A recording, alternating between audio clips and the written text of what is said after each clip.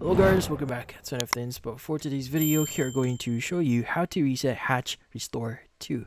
So resetting your Hatch Restore 2 is really easy. So first things first is you want to unplug the device. So unplug your Hatch Restore 2 from the power outlet completely. Now, with the device unplug here, you want to press and hold the Bluetooth button. So usually it's going to be at the back, and you want to hold this for about like 2 seconds. Now, while you're still holding the Bluetooth button here, plug the device back into the power outlet or any of your power source here.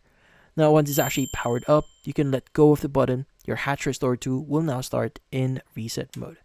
Now, after the reset, the hatch will go longer or will no longer be connected to your phone or previous settings here. Now, open the Hatch app and set it up again from scratch. And that's about it.